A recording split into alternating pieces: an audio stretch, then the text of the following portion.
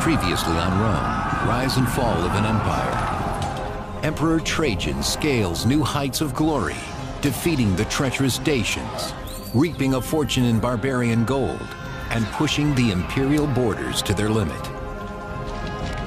It is the zenith of the empire. Now, after 3 centuries of relentless war, Rome stands at the center of the world, a lone superpower without rival. But peace makes the empire soft. Wrapped in luxury, distracted by elaborate games in the arena, the Romans are slow to recognize the threat of a new barbarian horde, bent on the empire's utter destruction.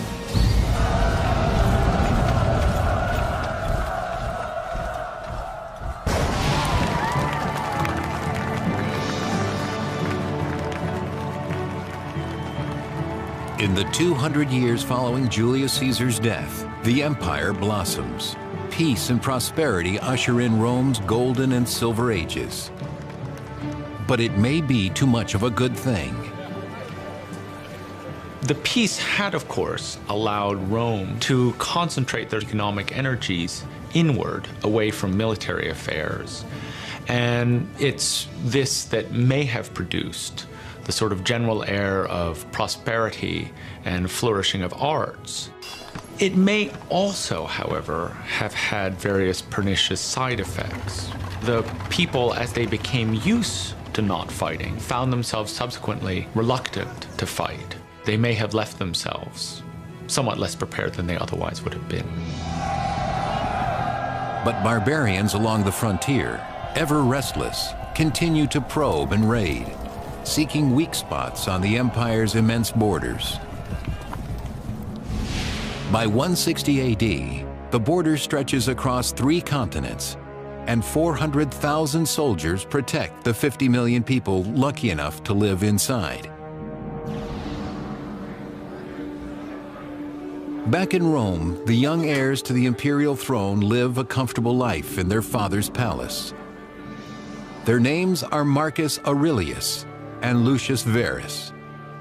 Plucked from separate aristocratic families while still boys, both are adopted by Emperor Antoninus Pius, who has no sons of his own. The princes could not be more different, according to 3rd century historian Cassius Dio. Marcus was often frail of health and devoted the greater part of his time to letters. Verus, on the other hand, was a vigorous man of younger years. A free spirit, Verus's rowdy exploits frequently shock Rome. In contrast, intellectual Marcus Aurelius takes his position seriously. Marcus Aurelius had been groomed for rule longer than just about anyone else in the history of the empire. Between his 2 sons, Emperor Antoninus has a clear favorite, the scholarly Marcus. To him, he gives his prized possession, his daughter Faustina, making Marcus the senior heir.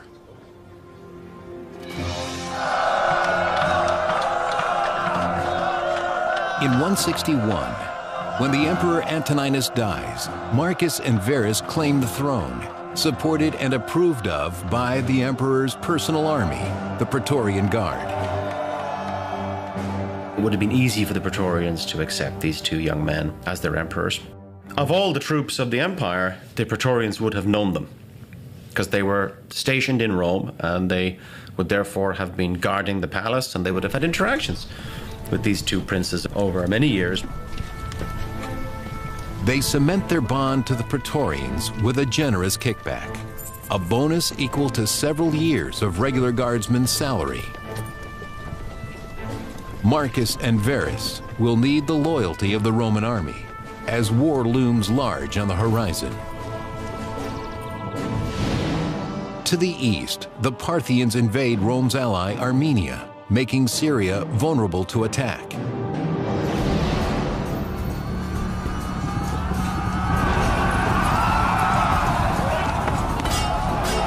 Classical historian Cassius Dio. The Parthian general hemmed in the Romans on all sides, striking them down and destroying the whole force, leaders and all. The fighting is savage, and Roman forces cannot hold against the Parthian assault.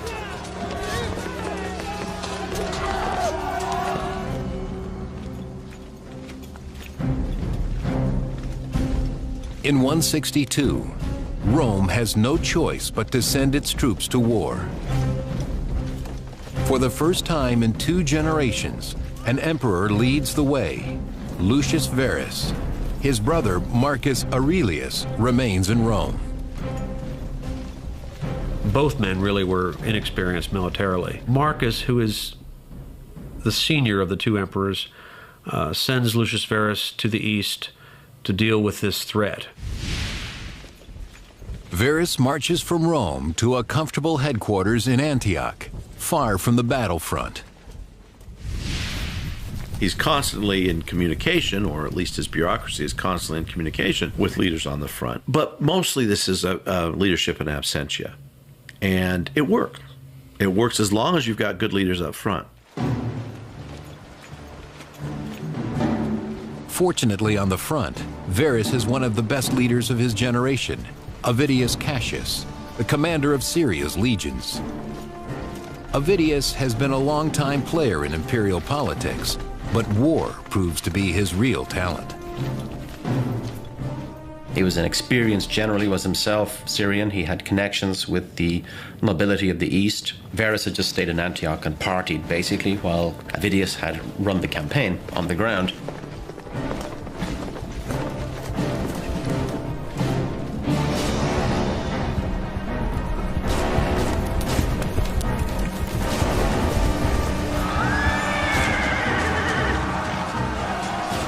Avidius masterminds a string of victories that take the Romans into the Parthian heartland, face to face with their enemy. The real killing that Roman soldiers did came at arm's length. That frightened everybody. To keep fighting at arm's length when your enemy is there with a sword or an axe, and you can't tell what's going on behind you or to the side of you because you're wearing a helmet. You can hardly hear and you can only see straight ahead. It required courage and dedication and overcoming your fear to an overwhelmingly amazing degree. Over the next 3 years, Avidius and his troops make a brutal sweep across Parthia.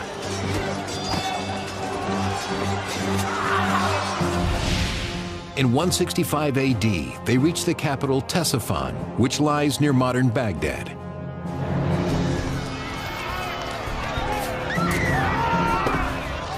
The Romans cruelly ravage the ancient city. Classical historian Cassius Dio. When the Parthian king was deserted by his allies, Avidius pursued him into Ctesiphon and razed his palace to the ground. The looting gets out of hand. While plundering the temples of the local gods, the soldiers steal sacred vessels and other treasures. It's an abomination to violate temples. Divine punishment for the crime comes swift and furious. The soldiers contract a deadly disease from their Parthian victims, possibly bubonic plague. The Romans leave Ctesiphon swollen on success and unwittingly carrying contagion. Having conquered Parthia and secured the Eastern Empire, Avidius and Emperor Verus returned to Italy.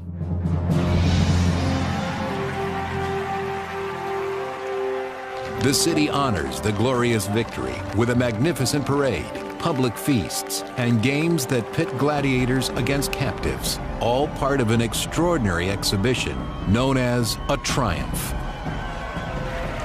Hundreds of thousands of people would be coming out to watch. They'd be waving flags, throwing things, and cheering as the army went by. And then behind that would be just a massive display of captured loot, captives, heaps of arms that had been captured. So it was really an enormous public occasion.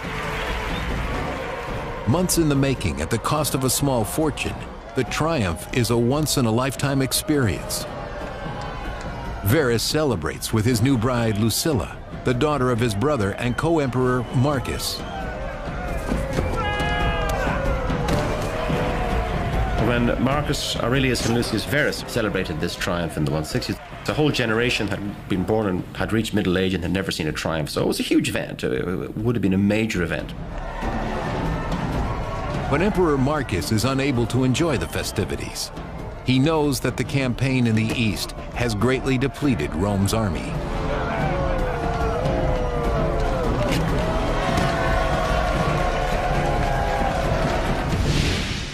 And even as Rome parties, savage barbarians prepare to attack the reduced defenses on the empire's northern frontier.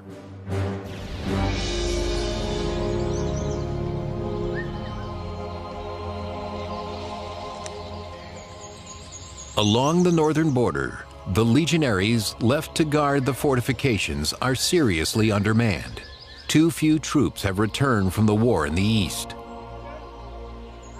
The guards make an easy target for barbarian tribesmen who creep out of the dense woods to prey on the Romans.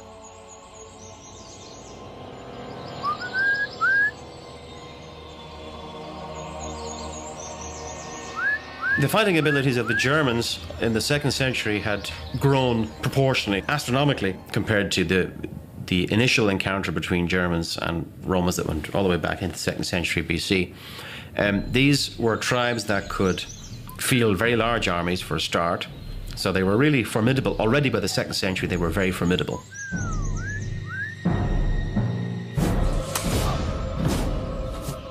Out on the edges of the empire, soldiers are mercilessly cut down.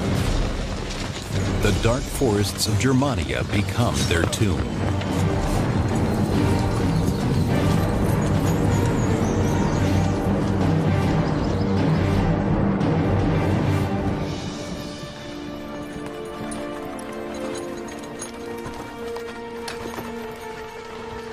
The Parthian War of Marcus's adopted brother, Lucius Verus, seems to have been responsible for bringing back some form of plague into the Mediterranean basin, which led to simply untold devastation of the population of the empire.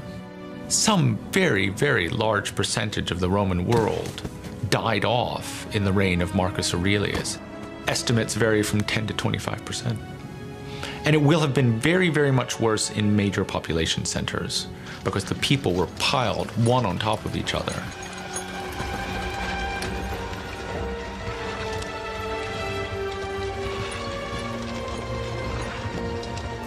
Charlatans prey on the people's fears, selling bogus herbal charms to ward off disease.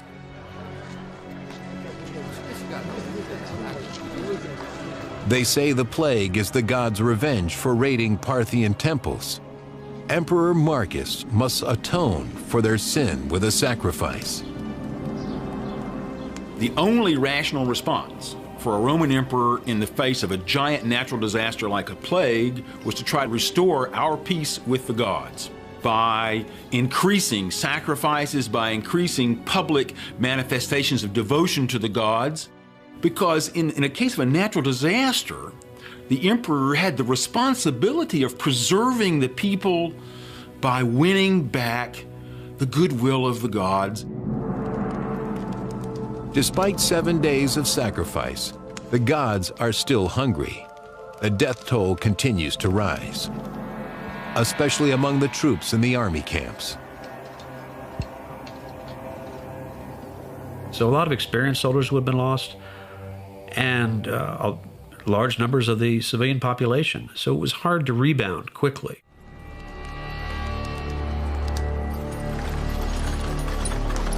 Wounded and sick, the empire is weak. Its enemies swoop in for the kill. In 167, 6,000 German barbarians crossed the Danube River and burst into the Roman province of Pannonia. They ravaged the unprotected provincials at will, plundering villages and taking hundreds of hostages. Some barbarians even claimed land.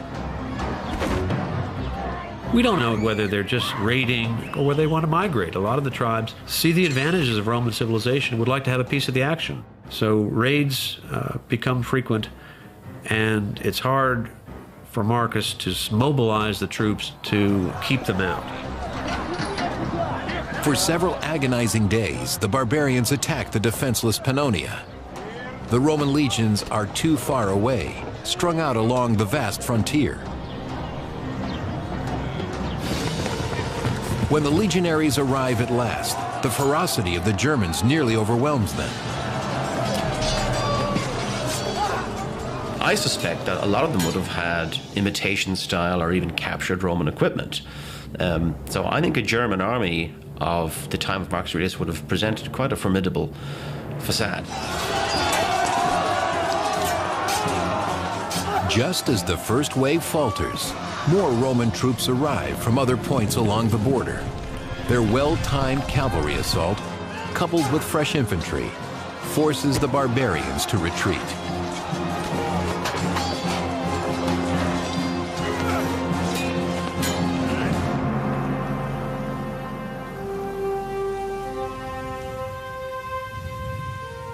Showing incredible confidence, the German warlord Balamarius of the powerful Marcomanni tribe ventures into the Roman camp to negotiate a peace treaty. Surprisingly, he represents not only his own people, but 10 other tribes as well. This unified front spells a new type of danger for the empire. The German threat that Marcus faced was different from the one that had been faced by earlier emperors. They've become more organized. Their societies have changed, probably by influence and exposure to the Romans. There's a great irony there.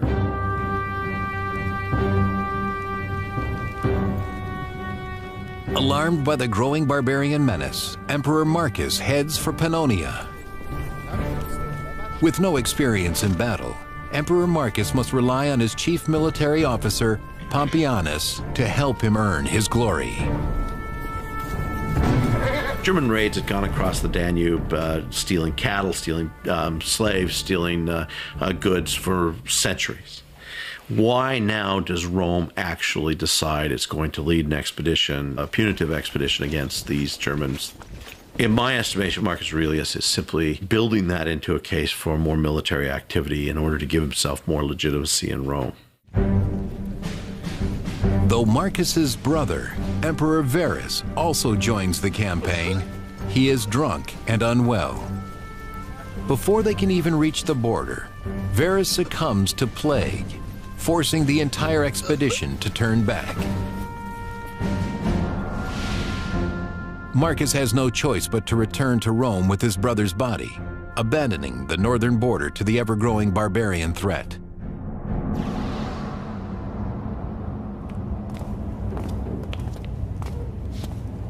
He returns to a court facing its own crisis. The empire's many wars have exhausted the royal treasury. There is nothing left to fund a new expedition against the Germans. Most officials probably were wealthy enough that a missed payday wouldn't matter much.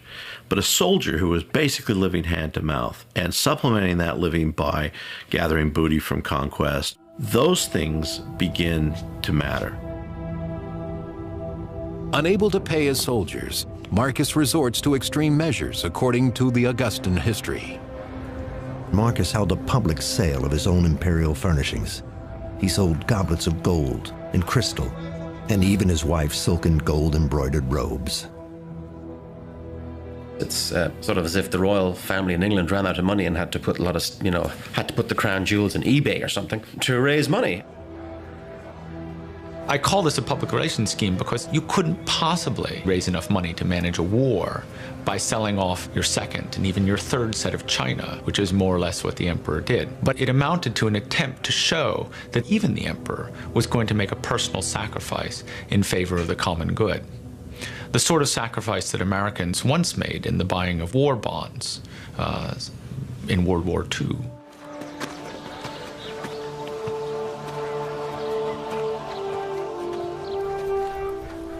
Marcus's recruiters hope the money will help lure new soldiers for the German war, but the call to arms gets few takers.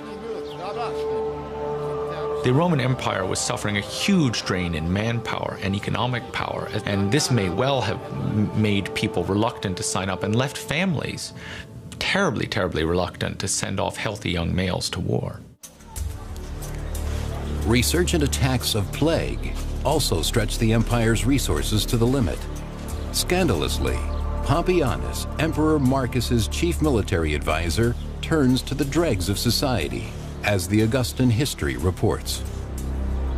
They armed gladiators and turned the bandits of Dalmatia into soldiers. They even trained slaves for military service. Pompeianus is appalled by the quality of recruits. But before he can prepare this ragtag army for war, disaster strikes on the empire's border. In 169, swarms of German warrior bands attack Roman provinces on the Danube. Marcus and Pompeianus must lead their new legions north to Germania, ready or not.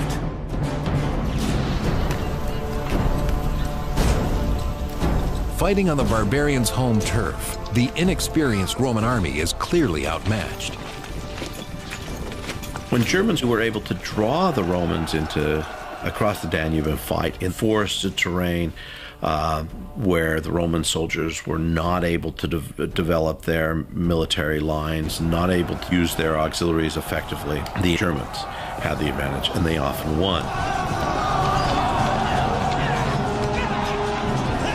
In the spring of 170, the greatest of the German tribes, the Marcomanni and the Quadi, square off against the Romans and crush them.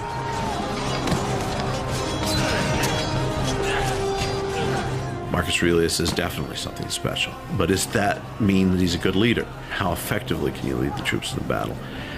The fact is that Marcus Aurelius's record there is not good. Marcus's first major battle results in the massacre of 20,000 Romans. It is the worst Roman defeat in a century.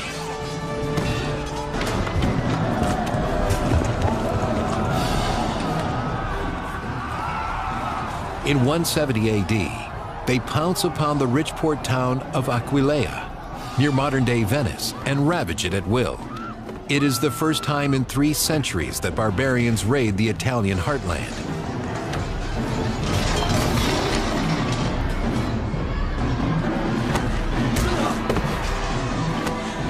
They're fierce, they're cruel, they're barbarian, and they probably conjure up in the Romans' mind images of the Gauls coming into Rome in the 4th century BC, the threats of the Cimbri and the Teutones in the late 2nd century BC. The Romans particularly fear these individuals coming to Italy. With Rome in the grips of terror, Emperor Marcus Aurelius must act quickly to vanquish the enemy once and for all. He moves with his army north along the Danube and prepares to invade the lands of the powerful Marcomanni tribe.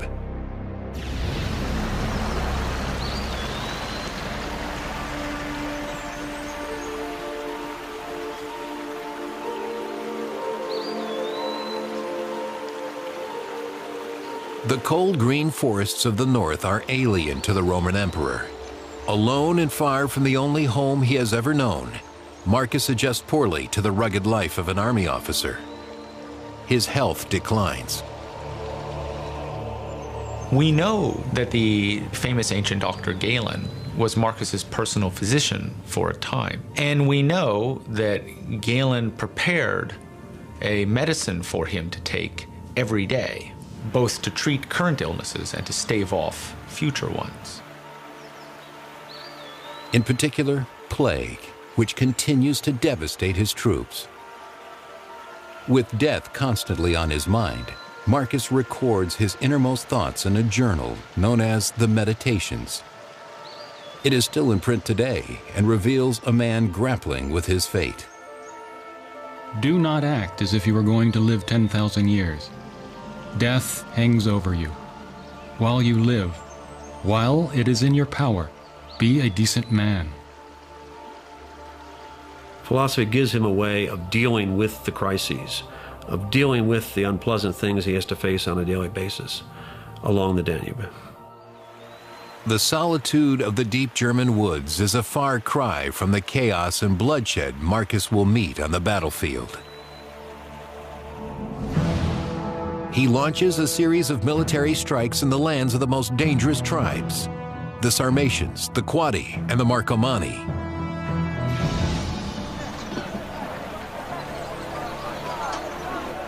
The barbarians have defeated Marcus before and remain confident as they set up camp along the river. But Marcus is learning from his enemy. He abandons the established Roman line formation in favor of smaller, more mobile units called vexellations. These give his army greater flexibility as they maneuver through the trees. It was a new war. It was a different war. And it was a war that was far different from some of these veterans who had just fought the Parthians in very straight lines and using conventional tactics in the Middle East. This was a war where ambushes were going to be the norm. When the barbarians least suspect it, the Romans swoop in.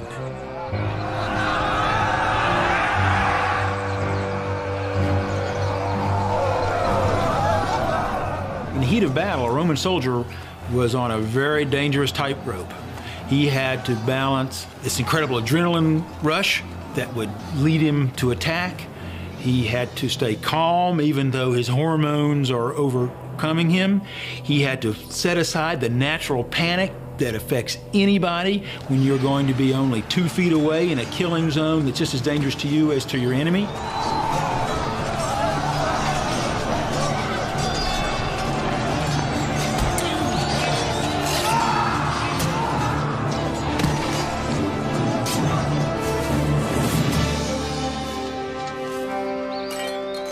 At last, the ailing and inexperienced Emperor Marcus can claim a victory on German soil. The Romans build on their triumph by erecting a line of garrisons in Marcomanni and Quadi territory. The annexation of Germania begins in earnest. But the Germans respond aggressively against the fortifications.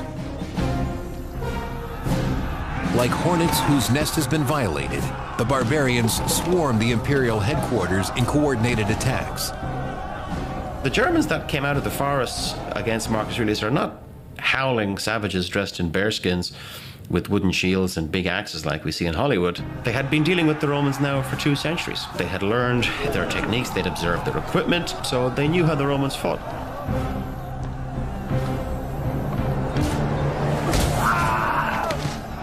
If they breach the fortress, the Romans know they will destroy everyone inside.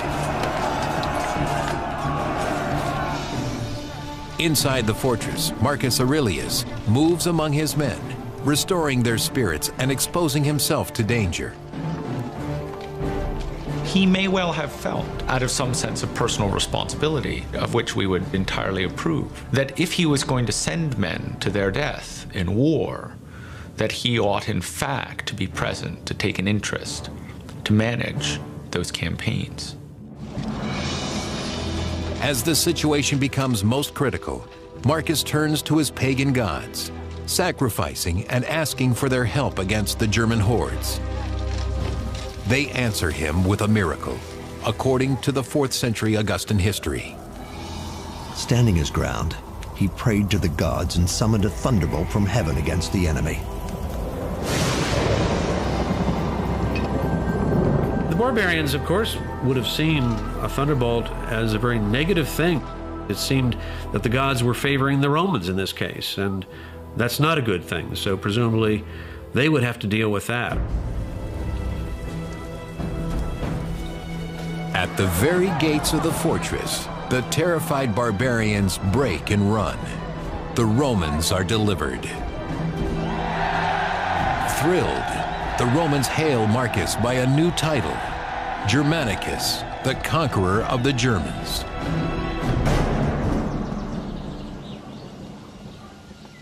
Even the peaceful German farming communities are not safe from Marcus's wrath. the Romans prove their mastery by the edge of their swords.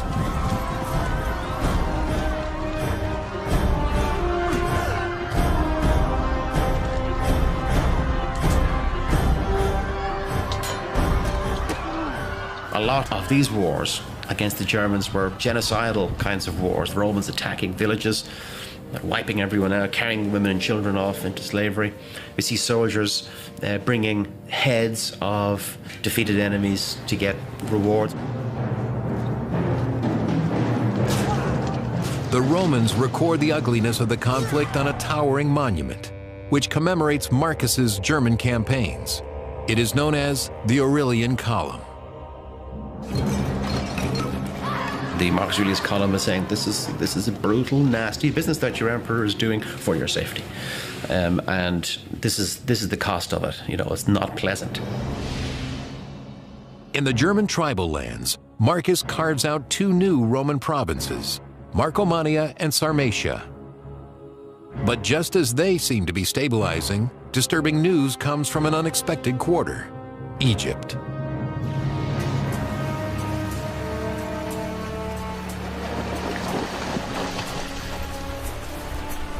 Egypt was one of the most important territories in the Roman Empire because it was so rich. There were sort of fears that somebody who controlled Egypt might threaten the entire empire. These fears prove well-founded when Egyptian rebels lead a bloody revolt against their Roman leaders. The terror in the desert only increases.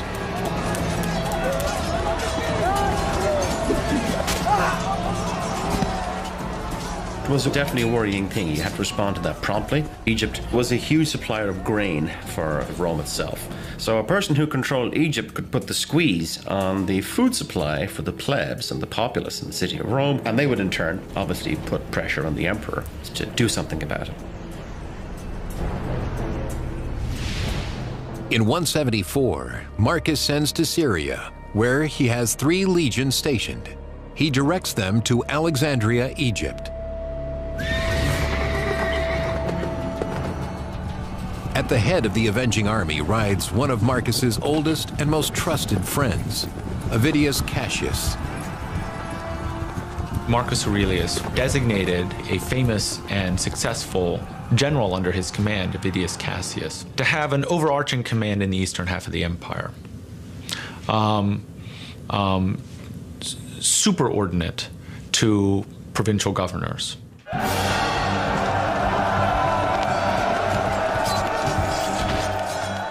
The hero of the Parthian campaign does not disappoint. Avidius puts down the rebellion swiftly, securing the Egyptian territory and its wealth for the empire.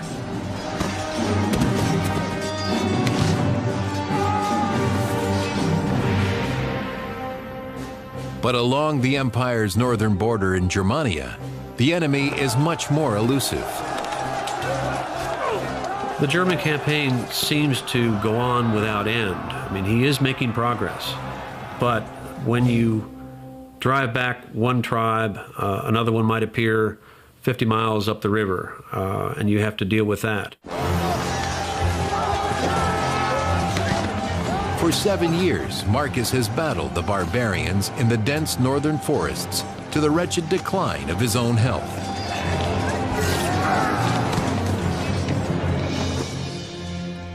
In 175, he falls ill on the German frontier. Whether it is plague or ulcers, his death seems imminent. His nurse and wife, the Empress Faustina, has stood by him for 20 years. Now she worries about her own future. If you're an empress or a princess, it's very clear what happens if the male that you're attached to dies or falls from grace or is usurped. Then your life expectancy can be reckoned in minutes, along with that of your children. You want to be sure that your husband is doing well and is healthy and is supported. And if he's not, then you need to be thinking about contingencies. Grief overwhelms Faustina. Who will protect her if he dies? She offers her hand and the empire to another noble, Avidius Cassius, the popular commander of the armies in Egypt. Eager to gain the glory he knows he deserves, Avidius leaps at the chance to become emperor. The Augustan history. While Marcus still breathed, Avidius Cassius spread false rumors of his death. Indeed, he told his army that the Senate had already decreed Marcus a god. Then, he declared himself emperor. Avidius may also have felt that it was for the benefit of the people. I mean, Marcus Aurelius is considered to be a good emperor, but he was not a strong emperor in many ways. Not necessarily so good in the military arena.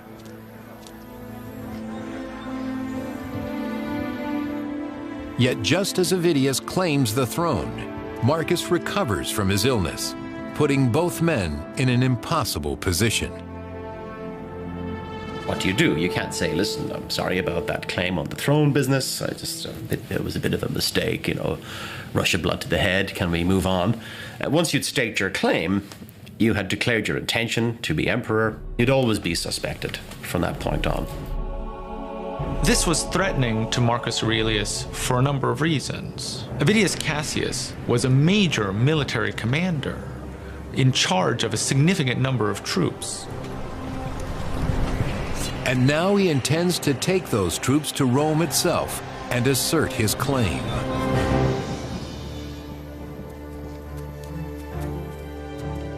Marcus must crush the revolt of Avidius Cassius. He must deal with the betrayal by his wife. But knowing he may die in the struggle to come, he proclaims his own son, Commodus, as his heir. Commodus was not then old enough to be a significant power broker in his own right. Marcus Aurelius does not ever seem to have considered anyone other than his son to succeed him. Having been spoiled in the indulgences of his royal youth, the boy has yet to prove his character or worth as a soldier, but he is Marcus's only son. The choice will not be a good one for Rome. Why did he appoint Commodus? Well, because Commodus was his natural son, and this was the normal way for Roman aristocratic families to think. It had always been the case that Roman upper-class senators and aristocrats had promoted themselves over many generations. With his son's position secured, Marcus turns now to the wife who betrayed him to Avidius Cassius. Astonishingly, he forgives her. Marcus did not punish Faustina afterwards. He was a very intelligent man and understood, perhaps, after a heart-to-heart with her, what her motives were. He didn't in any way put her aside or divorce her or in any way dishonor her.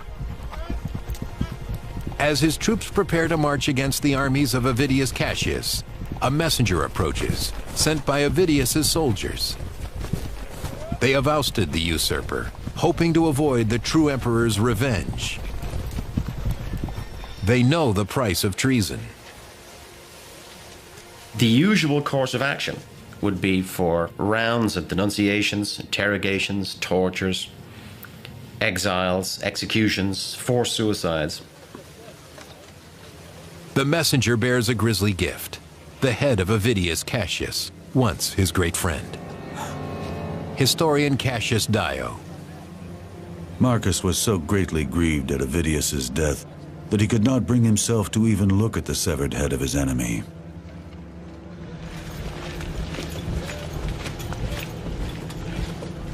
The rebellion is finished, and Marcus can turn again to the great project of his life, conquering the German barbarians once and for all. The rebellion interrupts his campaign. He has to divert resources, divert troops, shift money, and that causes a disruption in his plan. The barbarians take advantage of such distractions. In 178, Marcus sends in troops to face down a violent band of rebels on the Danube River. Their savagery has only increased. It was so overwhelming to face these barbarians, taller, louder, smelling, looking different, that Sometimes you'd have to drink before you went into battle to calm your nerves. Marcus must subdue this enemy, or his years of hard work on the frontier will come to nothing.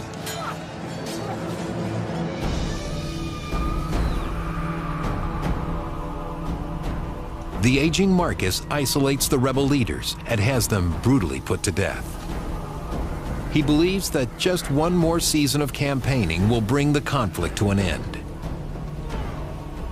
The German wars of Marcus Aurelius would turn out to be extraordinarily long and protracted.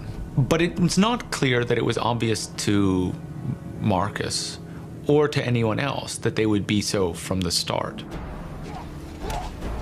Now almost 60, Marcus hopes that his son and heir, Commodus, will carry on his battle against the Germans, a struggle that has taken the best years of his life. Marcus Aurelius had trained Commodus, took him with him on his campaigns, but he was just too young. I don't think Marcus Aurelius fully realized what kind of emperor Commodus would have become. But in his role as co-emperor, the boy has become lazy, with no interest in hard-won victories, as unlike Marcus as a man could be. Still, he is by his father's side when Emperor Marcus Aurelius succumbs at last, probably to the same ruinous plague that claimed his brother.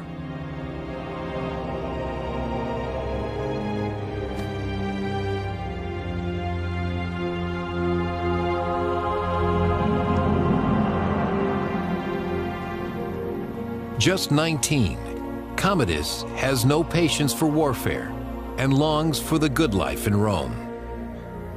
He doesn't have the leadership or the vision that his father had, and he pretty much backs off of the campaigns along the Danube. Long term, it's a very negative thing for Rome.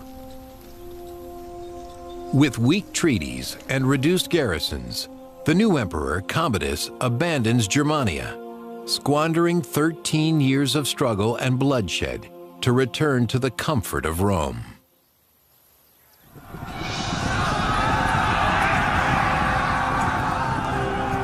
Without the vigilance of Emperor Marcus Aurelius, the great Roman Empire fights a losing battle against the barbarian swarm. And would you have a perfect storm of bad leadership, bad luck, and foreign threats, you're in really very deep trouble. What they would discover, not least in the reign of Marcus Aurelius, is that they could not withstand challenges across more than, say, a certain number of points along that border at any given time. The tide is turning for Rome. There will never be an emperor like Marcus Aurelius again. According to Dio, it is the beginning of the end. Our history now descends from a kingdom of gold and silver to one of iron and rust. Next on Rome, Rise and Fall of an Empire. Just when the empire needs them most, Rome's ancient gods are threatened by a new religion, Christianity.